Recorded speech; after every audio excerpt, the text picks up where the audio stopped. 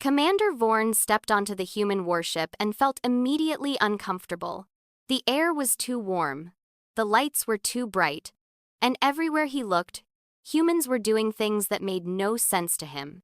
He had come to the ship called Iron Veil as part of a diplomatic exchange program. The Kalari Empire wanted to understand human military structure. Vorn was their best observer. He had studied 12 different species and written reports that changed how the Empire dealt with each one. Now he would study humanity. The first thing Vorn did was memorize the rank insignias. This was easy. Humans wore their ranks on their shoulders and chests. Captain Sungil had 4 bars. He was the highest authority. Lieutenant Teho had 2 bars. He commanded the security teams. Below them were ensigns, corporals, and privates. The chain was clear and simple. But then Vorn noticed something strange. There was a woman on the ship who wore no command insignia at all. Her uniform said medical officer and nothing else. Her name was Dr. Yuna, but everyone called her Doc. She was small and quiet. She smiled often. She held no power, yet humans kept visiting her. Vorn watched from the observation deck as crew members walked into her medical bay throughout the day. Some had injuries. That made sense. But many had nothing wrong with them at all. They sat in chairs and talked to her. She gave them tea. She asked them questions about their families and their feelings. This was wrong. In the Kalari Empire, medical officers existed to repair damaged soldiers. They did not waste time with conversation. They certainly did not serve beverages. A soldier with no injury had no business in a medical bay. Vorn wrote in his notes, "Humans appear to have inefficient medical protocols. Time is wasted on unnecessary social interaction. Recommend further observation." He continued watching over the next several days. The captain ran the ship with firm authority. When Captain Sungil gave an order, everyone obeyed instantly. This was proper. This was how things should work. Lieutenant Teho was equally commanding. He trained the security teams with harsh discipline. He shouted at soldiers who made mistakes. He demanded perfection. When he walked through the corridors, junior crew members stepped aside and stood at attention. Vorn approved of this. Teho understood the importance of hierarchy. Ensign Hana was young and eager. She worked in engineering and followed every order without question.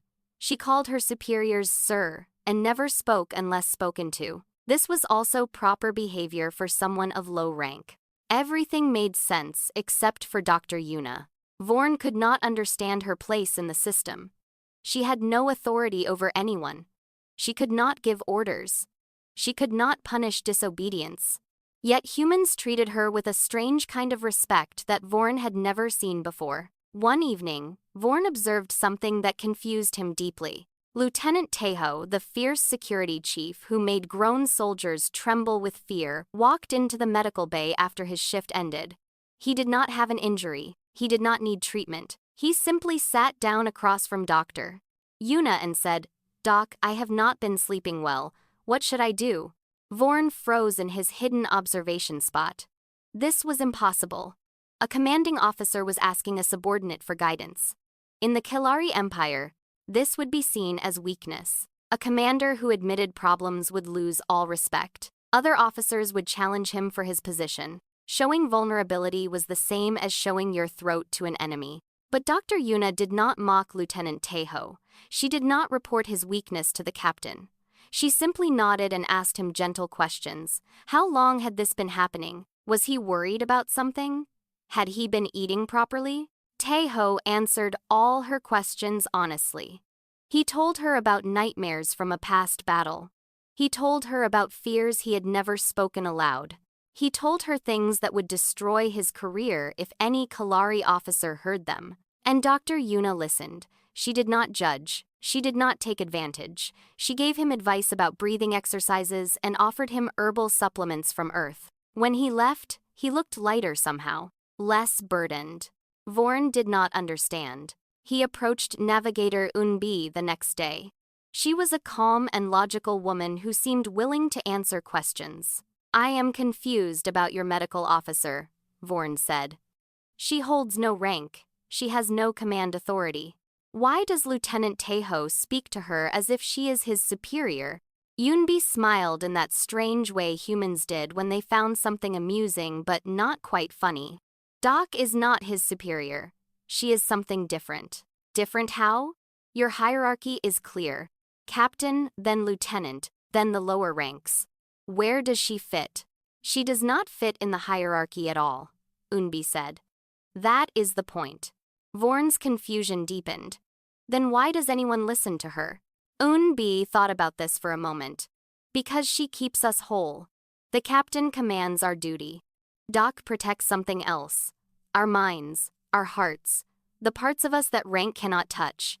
This made no sense to Vorn. Minds and hearts were not part of military function.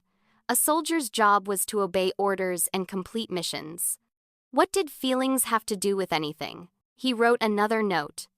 Humans appear to have a secondary authority structure based on unclear emotional factors.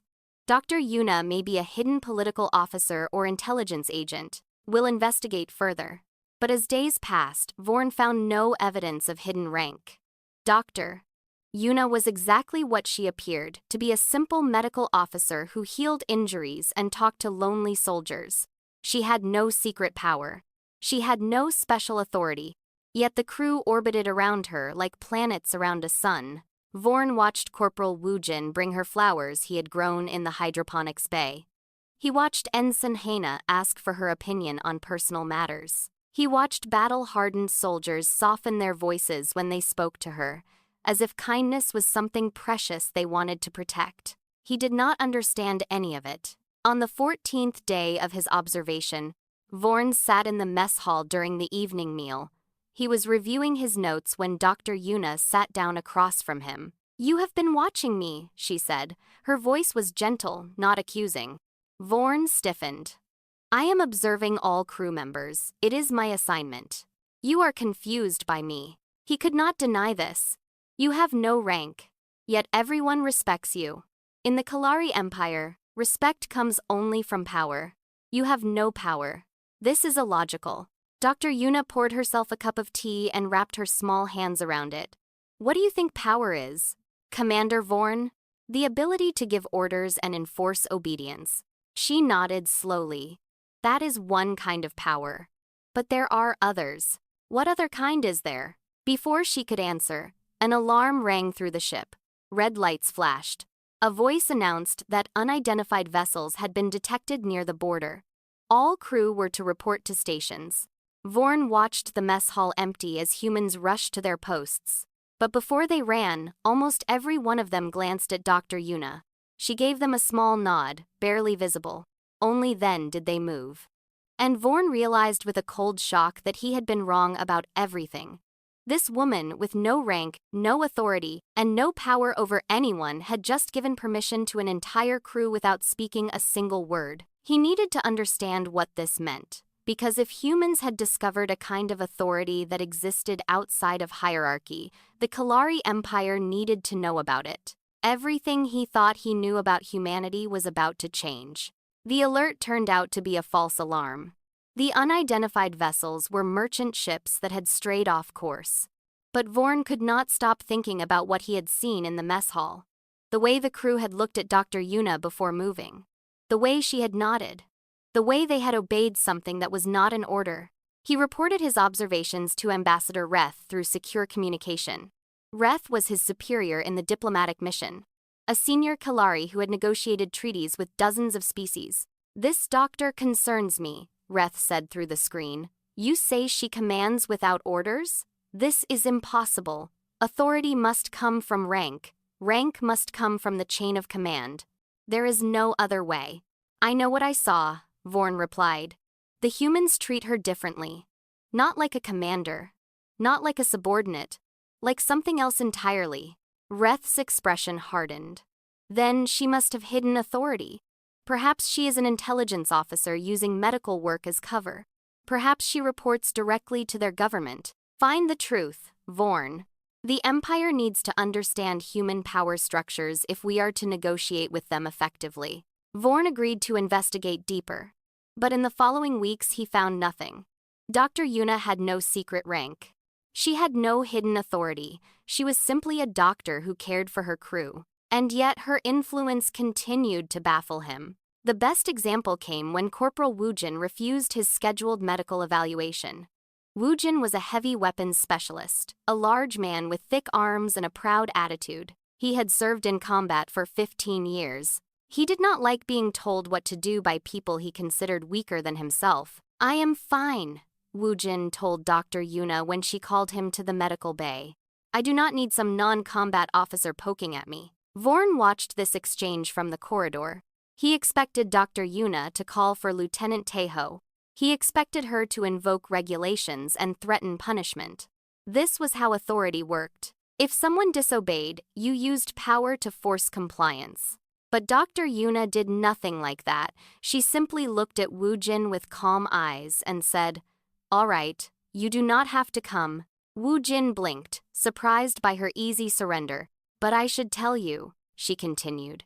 "If you collapse during combat because of an undiagnosed condition, I will have to remove you from active duty for 3 weeks. If we catch problems now, it will only be 3 days of light duty at most." She turned back to her work as if the conversation was over. She did not argue, she did not threaten, she did not even look at him again. Woojin stood in the doorway for a long moment. His face went through several expressions: anger, confusion, calculation. Then, slowly, he walked into the medical bay and sat down on the examination table. "Fine," he grumbled. "But be quick about it." Dr. Yuna smiled softly and began her examination. Vorn was stunned. He had just watched a stubborn soldier choose to obey someone who had no power to make him obey. No order was given.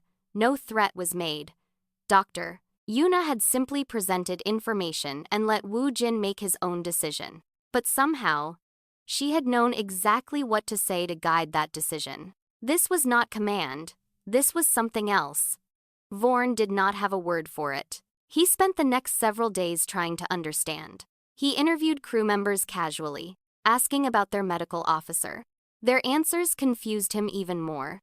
"Doc is the best," Ensign Hana told him with a bright smile. "She remembers everyone's birthday. She knows when someone is having a bad day even before they know it themselves. Last month, she noticed I was stressed about my certification exam and brought me my favorite snacks from the supply stores. She did not have to do that, she just did." "But she has no authority over you," Vorn pointed out. "Why do you care what she thinks?" Hana looked at him like he had said something very strange. "Because she cares about us first." Lieutenant Taeho gave a similar answer when Vorn approached him during combat training. "Doc keeps this crew functioning," Taeho said as he watched his soldiers run drills. "Not physically. Well, yes, physically too. But also up here."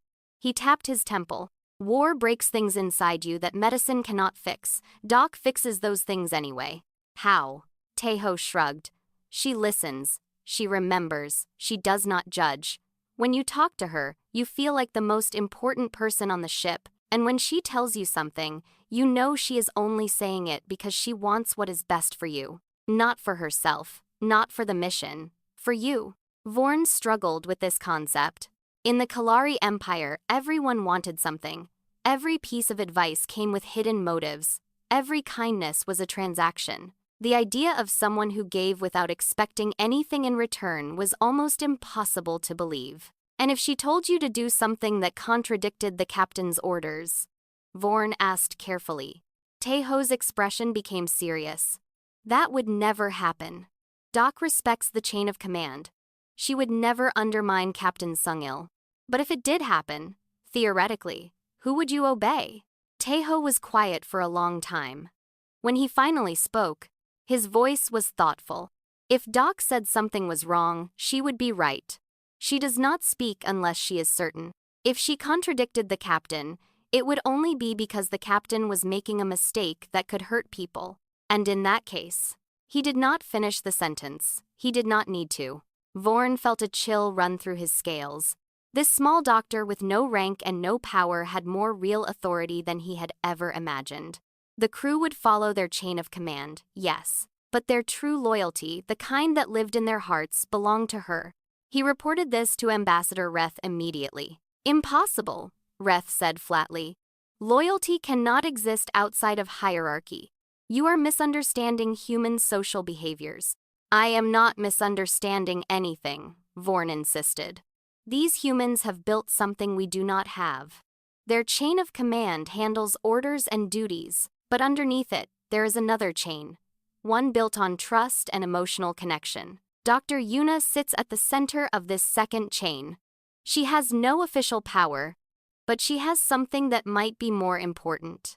What could be more important than power? Vorn remembered what Navigator Unbi had told him. She holds their hearts, and in humans, I am beginning to believe the heart is stronger than the chain. Reth dismissed this as foolishness. But Vorn knew what he had seen. The ship continued toward contested space near the Dravani border. Tensions rose as they got closer. The Dravani were aggressive raiders who attacked any ship that entered their territory. Everyone on the Iron Veil knew that combat was likely. Vorn noticed changes in the crew as danger approached. They became quieter, more focused. They checked their weapons more often and slept less. The stress was visible on their faces. But they also visited Dr. Yuna more frequently. Her medical bay became a refuge of calm in a ship preparing for war. She served tea. She talked about memories of Earth. She told stories about her grandmother's garden and the smell of rain on summer grass. The soldiers listened like children hearing bedtime stories, and when they left, they walked taller. One night, Vorn witnessed something remarkable.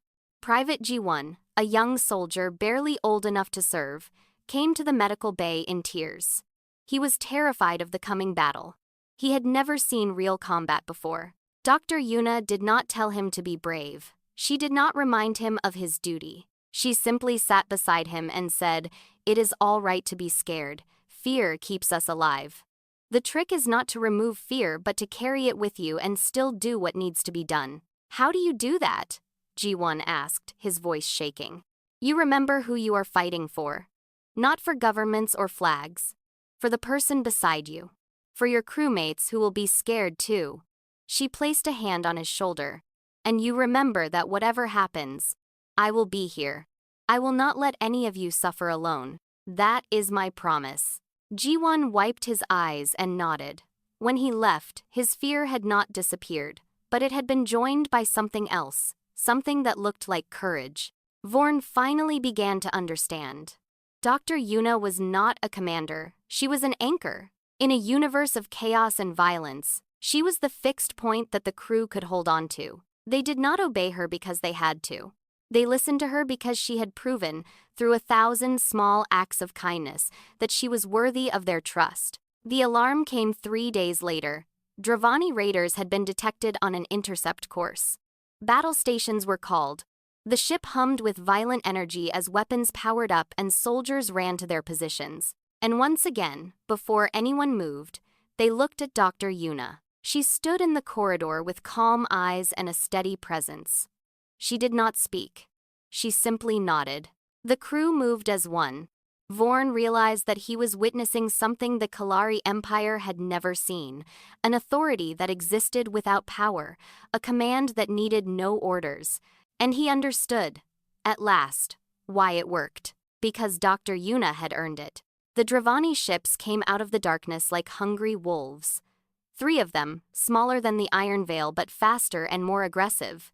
They did not try to communicate. They did not ask for surrender. They simply attacked. The first explosions rocked the ship hard enough to throw Vorn against a wall. Warning lights flashed everywhere. Smoke filled the corridors. The calm order of the human warship dissolved into controlled chaos as crew members rushed to their battle positions. Vorn found a secure corner in an observation room and watched. This was what he had come to study. Human behavior under stress. Human hierarchy during crisis. He would learn more in the next hour than he had in the previous weeks. Captain Sung-il commanded from the bridge with sharp, precise orders. His voice came through the speakers throughout the ship, directing shields, weapons, and damage control teams. Lieutenant Taeho led the security forces, preparing for the possibility of boarding. Navigator Yunbi calculated evasive maneuvers while Ensign Hana worked frantically to keep the engines running at full power. Everyone had a role, everyone knew their place. The chain of command functioned exactly as it should. Then the Dravani boarded. They came through a breach in the lower decks, cutting through the hull with plasma torches. They were tall creatures with 4 arms and armored skin. Their eyes glowed red in the emergency lighting. They carried weapons that looked like they were designed to cause maximum pain before death. Lieutenant Tejo's voice roared through the corridors. All security teams to Deck 7. Repel boarders. Protect the ship. Vorn watched humans run toward the danger instead of away from it. This was not surprising. Soldiers were trained to fight. But what happened next shattered everything Vorn thought he understood about humans. Dr. Yuna left the medical bay. She should have stayed inside. She was a non-combat officer. She had no weapons training. Her place during battle was to prepare for wounded soldiers, not to walk into active firefights. Every military protocol in every species Vorn had ever studied said the same thing. Medical personnel stay safe so they can save others. But Dr. Yuna did not follow protocol. She moved through the corridors with a medical kit in her hands. Her face was calm. Her steps were steady. She walked toward the sound of gunfire like she was walking to a garden. Vorn followed her without thinking. He needed to see what she would do. The battle in Deck 7 was brutal. Humans and Dravani fought in the narrow corridors with weapons and fists. Bodies lay on the floor. Blood red, human blood, and blue Dravani blood painted the walls. The air smelled like burning metal and death. In the middle of this horror, Corporal Day 1 lay against a wall with a wound in his stomach. He was bleeding badly. He would die within minutes without treatment. Lieutenant Tejo saw him, but could not reach him. The Dravani had pushed the humans back, and Day 1 was now behind enemy lines. Tejo was pinned behind a barricade, firing at the raiders who stood between him and his fallen soldier. Day 1 is down, someone shouted. We cannot reach him. Vorn expected the humans to accept this loss. In Kalari battles, soldiers behind enemy lines were considered dead. You did not waste resources trying to save them. You mourned them after the battle and moved on. But Dr. Yuna did not accept the loss. She walked out from cover. Vorn's hearts nearly stopped. She walked directly into the open, between the fighting soldiers and the Dravani raiders. No weapon, no armor, just a small woman with a medical kit and absolutely no fear in her eyes. The Dravani saw her immediately. Several of them turned their weapons toward her. She was an easy target. A single shot would kill her. She did not stop walking. Lieutenant Tejo's scream was the loudest sound Vorn had ever heard from a human. Cover Doc! Now! Everyone cover Doc! The response was instant. Every human soldier in that corridor moved at the same time. They did not think. They did not hesitate. They threw themselves into firing positions, creating a wall of protective fire between Dr. Yuna and the enemy. 2 soldiers took hits while covering her. Corporal Woojin stepped directly into a Dravani's line of fire and took a shot to the shoulder. Ensign Hana, who had run down from engineering, tackled a Dravani who had been aiming at the doctor's back. Dr. Yuna reached Day 1 and knelt beside him. Her hands moved with practiced speed, applying pressure, injecting medicine, sealing the wound. She worked as calmly as if she was in her medical bay instead of a war zone. Vorn watched in disbelief. These soldiers were risking their lives not for their captain, not for their mission, not for their ship, but for one small doctor who held no rank at all. And they did it without being ordered. The battle turned. With their fury directed at protecting Dr. Yuna, the human soldiers fought with a ferocity that surprised even the Dravani. They pushed the raiders back, step by bloody step, until the aliens were forced to retreat to their breach point. When it was over, Dr. Yuna had saved Corporal Daywan's life. She had also saved 2 other wounded soldiers she found along the way. Her uniform was covered in blood, none of it her own, and her hands were steady as stone. Captain Sungil arrived at Deck 7 after the battle. His uniform was scorched from a small fire on the bridge, and there was a cut on his forehead. He looked at the damage, at the wounded, at the dead. Then he looked at Dr. Yuna. He did not give her orders. He did not criticize her for leaving the medical bay. He simply asked, "What do you need, Doc?" "Medical supplies from Storage Bay 3, she replied without hesitation. "And I need Deck 8 cleared so I can set up a secondary treatment area. The medical bay will not have enough room for all the wounded." "Done." Captain Sungil turned to his officers. "You heard, Doc. Make it happen."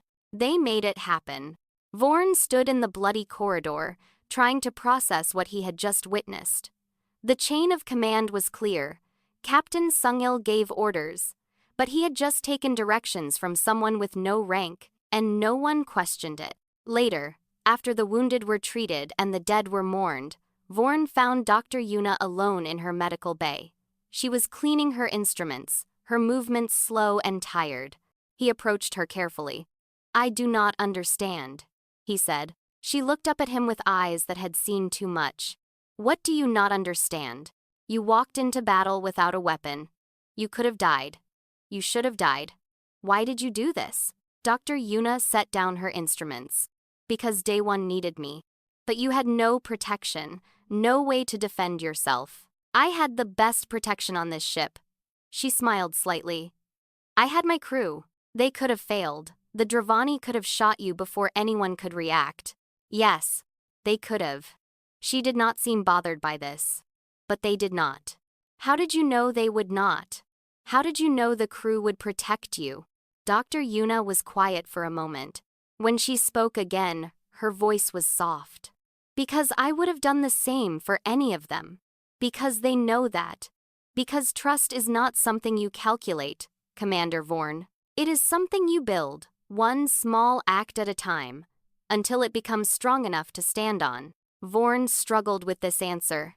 In the Kalari Empire, such trust would be seen as weakness. If you rely on others, they can betray you. The only safety comes from power. That sounds like a very lonely way to live. It is the only way to survive. Dr. Yuna picked up her instruments again. "Perhaps, but survival is not the same as living. The humans on this ship do not just survive together. They live together. They care for each other. They would die for each other." She met his eyes directly. "And that is why we win battles that logic says we should lose." Vorn thought about the soldiers who had thrown themselves into danger to protect her. About Wu Jin taking a shot to the shoulder without hesitation. About Hana tackling a Dravani twice her size. They did not die for duty, he realized aloud. They risked death for you, because they love you. Dr. Yuna's smile was sad and warm at the same time. "And I would die for them. That is why it works, Commander. Authority built on fear only works when the fear is present. Authority built on love works even when no one is watching. Even when there is no punishment for disobedience, even when following orders might kill you." She turned back to her work. "Now, if you will excuse me, I have patients to check on. Corporal Wujin refuses to stay in bed, and I need to convince him to rest before he tears his stitches." Vorn watched her leave. He thought about everything he had seen, about the chain of command that existed on paper and the deeper chain that existed in human hearts. And he began to understand that the Kalari Empire, for all its power and discipline, might be missing something important. Something that could not be ordered, could not be demanded, could not be taken by force. Something that could only be given freely. The humans called it trust. Or maybe they called it love.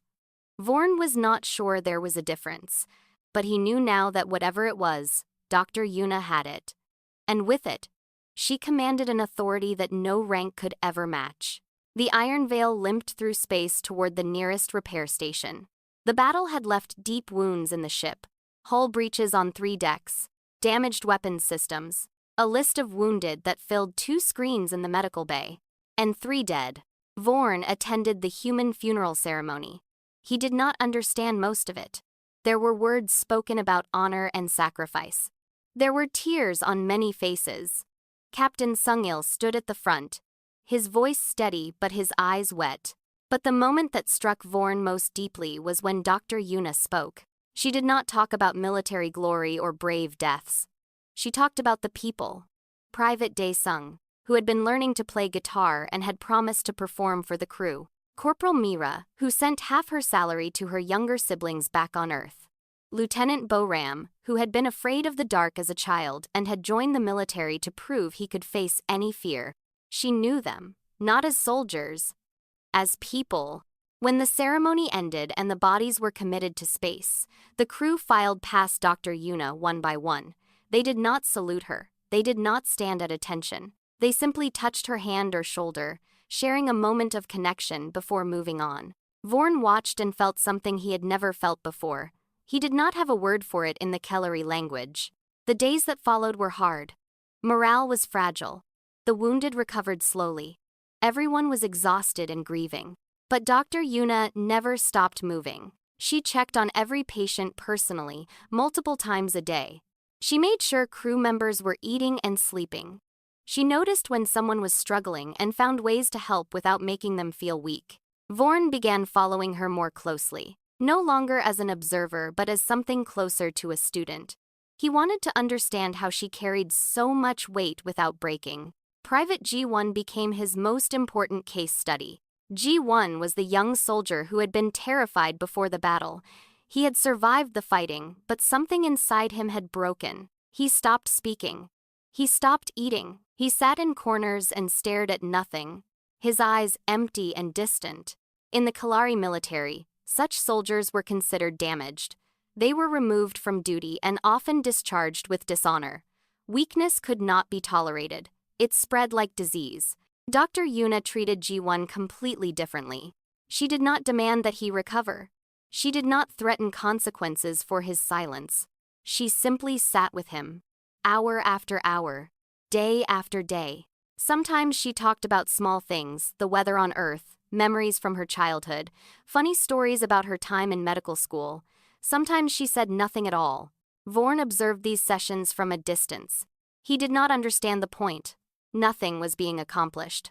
No treatment was being administered. They were just sitting together in silence. On the 7th day, G1 spoke. "I killed someone," he whispered. His voice was rusty from disuse. "The Dravani. I shot him." I watched the light leave his eyes. Dr. Yuna did not react with shock or judgment. "Tell me what happened." And G1 talked. He talked about the battle, about the fear, about pulling the trigger and watching another living creature die, about the nightmares that came every time he closed his eyes, about feeling like a monster. Dr. Yuna listened to everything. When he was done, she did not offer easy comfort. She did not tell him everything was fine. Instead, she said something that Vorn would remember for the rest of his life. "You are not a monster, G1. Monsters do not feel guilt. They do not question their actions. They do not weep for those they hurt." She took his hand gently. "The fact that you feel pain means your soul is still intact. The guilt you carry is heavy, but it proves you are still human. And being human is not always easy. Sometimes it means carrying wounds that no one else can see." G1 broke down crying. He wept for what felt like hours, releasing all the poison that had built up inside him. Dr. Yuna held him like a mother holding a child, letting him sob against her shoulder until he had no tears left. When he finally stopped, something had changed in his eyes. The emptiness was gone. In its place was pain, raw and real, but also something that looked like hope. "What do I do now?" he asked. "You heal," Dr. Yuna said simply. "One day at a time.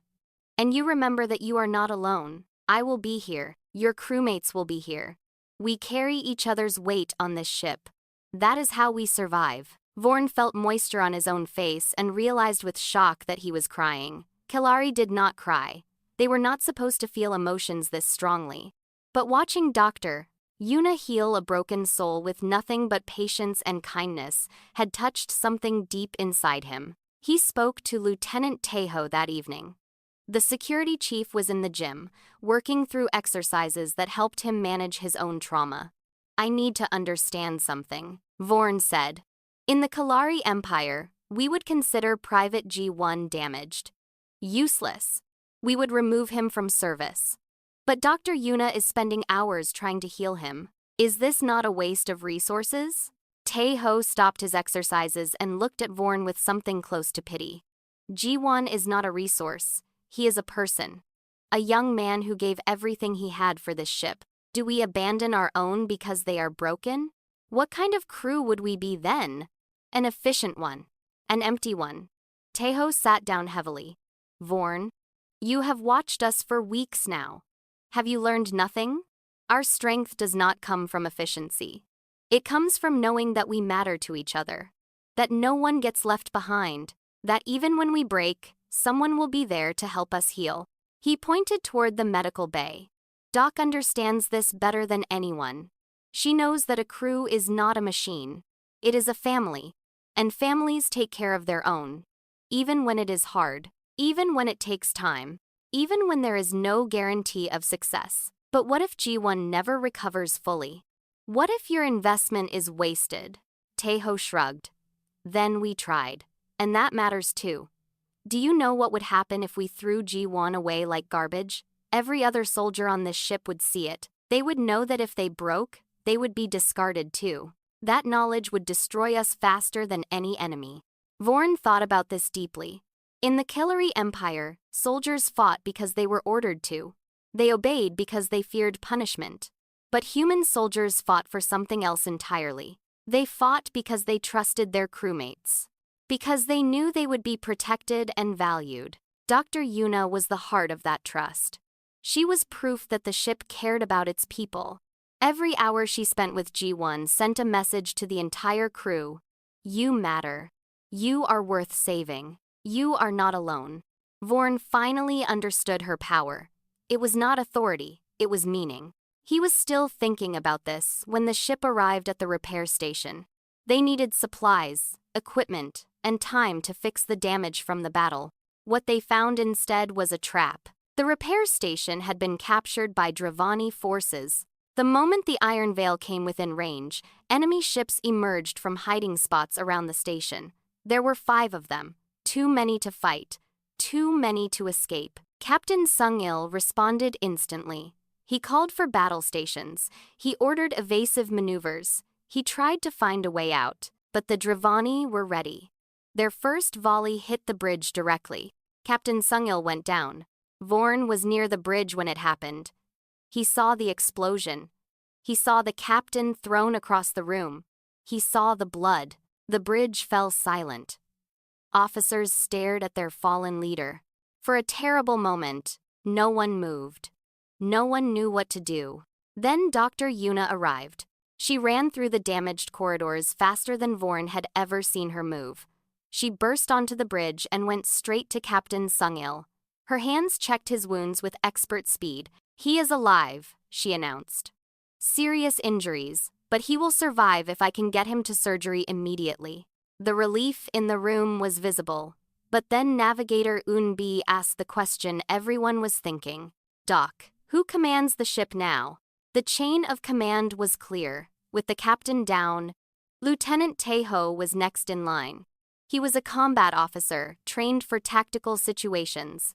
He should take command. But everyone on the bridge was looking at Dr. Yuna. She met their eyes. Vorn saw her understand what they were asking. They were not asking about regulations. They were asking about leadership. Dr. Yuna made her decision in an instant. Teho, you have tactical command. Get us out of this trap. Unbi, plot an escape course. Use the station's debris field for cover. Hana, I need maximum power to engines and shields. Medical teams, prepare for incoming wounded. She looked around the bridge one final time. This crew has survived worse. We will survive this too. Now move. They moved. And Vorn watched as a woman with no official authority commanded a warship through nothing but trust, respect, and the absolute certainty that she would always fight for her crew. The battle for survival had begun. The Iron Veil shook under enemy fire. Explosions rocked the ship. Alarms screamed through every corridor. The Dravani were closing in from all sides, and escape seemed impossible. But the crew moved with purpose. Lieutenant Teho commanded the tactical response with sharp efficiency. Navigator Unbi's fingers flew across her console, calculating a path through the debris field. Ensign Hannah pushed the engines harder than they were designed to go.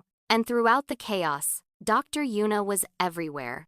She was in the medical bay, operating on Captain Sung-il with steady hands while the ship lurched around her.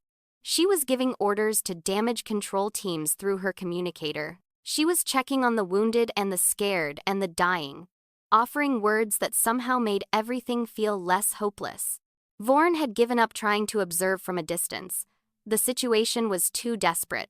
He found himself running through corridors, carrying supplies, helping wounded crew members reach safety. He did not think about protocols or diplomatic assignments. He simply acted. At some point, he realized he had stopped thinking of himself as an observer. He had become part of the crew. The escape path Navigator Unbi found was dangerous. They would have to fly through a narrow gap in the debris field, with Dravani ships firing at them from 3 directions. The shields were failing. The engines were overheating. The odds of survival were very small. Lieutenant Taeho reported to Dr. Yuna through the communicator. "Doc, we have one chance. But it is risky. The debris field could tear us apart if Unbi's calculations are even slightly wrong." Dr. Yuna did not hesitate. "Can the wounded survive the maneuvers? If we strap them down securely, most of them should be fine. But the stress could kill the most critical patients." There was a pause. Vorn watched Dr. Yuna's face as she made an impossible calculation. She was weighing the lives of her critical patients against the lives of the entire crew. "How many critical patients?" she asked. 4. "And if we do not take this path, everyone dies." Dr. Yuna closed her eyes for a moment. When she opened them, her voice was steady. "Do what you need to do, Taeho. I will keep my patients alive." It was not a guarantee. It was a promise she might not be able to keep. But she made it anyway, because the crew needed to hear that she would fight for every life until the very end. Taeho nodded through the screen. "Understood, Doc. All hands, prepare for emergency maneuvers. This is going to be rough." The Iron Veil dove into the debris field. What followed was the most terrifying experience of Vorn's life. The ship twisted and turned through a maze of destroyed station pieces, enemy fire, and floating wreckage. Metal screamed. The lights flickered. Twice, Vorn was thrown against walls hard enough to leave bruises, but Unbi's calculations were perfect. The Iron Veil threaded through gaps that seemed too small. It dodged fire that should have destroyed them. It emerged from the debris field, battered but alive. The Dravani ships tried to follow, but the debris field was not kind to them. One ship crashed into a large piece of wreckage. Another was crippled by a collision. The remaining ships pulled back, unwilling to risk the dangerous path. The Iron Veil escaped. When it was over, Vorn found himself sitting on the floor of a corridor, breathing hard. Around him, crew members were cheering and crying and hugging each other. They had survived the impossible. He made his way to the medical bay. Dr. Yuna was still there, still working on the most critical patients. Her face was pale with exhaustion, but her hands were steady. "All 4 critical patients?" Vorn asked. She looked up at him with tired eyes. "All 4 are stable. We did not lose anyone during the escape." Vorn felt something release in his chest. Relief, he realized. Human-style relief. He was feeling emotions like a human now. "You saved them," he said. "The crew saved them. I just did my part." This was so typically human. So typically her. Never taking credit. Always spreading the praise. Captain Sung-il woke up 2 days later. His injuries were severe, but Dr. Yuna had performed surgery that the ship's medical files said was impossible under combat conditions. She had done the impossible anyway. The captain's first words were not about the ship, or the mission, or the enemy. His first words were, "Where is Doc?" When Dr. Yuna came to his bedside, he took her hand and said simply, "Thank you for everything." She smiled her soft smile. "Just doing my job, Captain. We both know it is more than that." The Iron Veil reached a friendly port 3 weeks later. The diplomatic exchange program was officially over. Vorn would return to the Kalari Empire and submit his report. Ambassador Reth demanded the report immediately. He expected a detailed analysis of human military hierarchy, chain of command, and authority structures. What Vorn submitted was something very different. He sat in his quarters for a long time, thinking about everything he had witnessed. Then he wrote the truth. Human hierarchy is not a chain, he wrote. It is a web. Their chain of command handles orders, duties, and official responsibilities. This structure is clear and functions efficiently during normal operations. But underneath this visible structure, there exists another form of authority, one that cannot be seen on any organizational chart, one that is not assigned by superiors or earned through promotion. This authority is built on something the Kellery have no word for. The humans call it trust, or love. I am not certain there is a difference. The medical officer called Dr. Yuna holds this second type of authority. She has no official power. She cannot give orders. She cannot punish disobedience. Yet the crew follows her without question. They protect her with their lives. They seek her guidance in times of crisis. I witnessed soldiers throw themselves into danger to shield her from enemy fire. I witnessed the ship's captain take directions from her during battle. I witnessed an entire crew look to her for permission before responding to an alert, even though she had no authority to grant such permission. This is not weakness. This is not inefficiency. This is a form of strength that the Kellery Empire does not possess. Dr.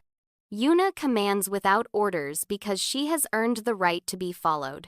She has proven, through countless acts of care and sacrifice, that she values each crew member as a person. She knows their names, their fears, their dreams. She heals not only their bodies but their spirits. In return, the crew gives her something that cannot be demanded or taken by force. They give her their hearts. I recommend the Kellery Empire study this phenomenon carefully. We have built our civilization on obedience. Obedience enforced through fear, punishment, and strict hierarchy. This system is efficient. It is predictable. It is also, I now believe, incomplete. The humans have built something we do not have. A bond that makes them fight harder, sacrifice more, and survive situations that should destroy them. This bond does not replace their chain of command. It strengthens it. It fills the gaps that orders cannot reach. We call our system a chain because it binds. The humans have built something that does not bind. It connects. And connection, I have learned, is stronger than any chain. Vorn finished his report with a final observation. Before I departed the Iron Vale, Dr. Yuna visited me. She brought tea, as she always did. She thanked me for standing with the crew during the battle. She said that my actions had made me part of them. I did not know how to respond. No Kellery protocol covers such a statement. So I simply said what felt right. I said, "Thank you, Doc." She smiled and replied, "You are always welcome here, Vorn. Remember that. I do not know if I will ever see the Iron Vale or its crew again, but I know that something inside me has changed. I have witnessed a kind of authority that I did not believe was possible. An authority built not on power but on love. The humans may be strange, they may be inefficient, they may have customs and emotions that make no logical sense, but they have something we do not. Something that makes them stronger than they should be. Something that turns a crew of individuals into a family. I recommend we learn from them before they learn that we do not know how." Vorn submitted his report and waited for the response. Ambassador Reth would probably dismiss it as foolishness. The Kellery Council would probably ignore it, but Vorn had written the truth. That was all he could do. And somewhere across the stars, Dr. Yuna was probably serving tea to a tired soldier, listening to their fears, and holding together a crew with nothing but kindness and the unshakable belief that every person was worth saving. That was her authority, that was her power, and Vorn finally understood why it was stronger than any chain of command ever built.